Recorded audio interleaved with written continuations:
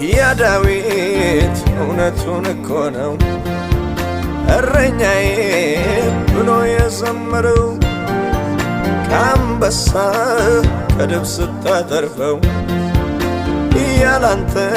ማን አስታዋሻለው ገበታን አዘጋጀህለት ንግስናን አንተው ስታነግሰው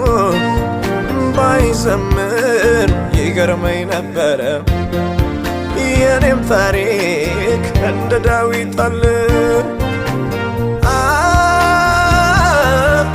አባትዬ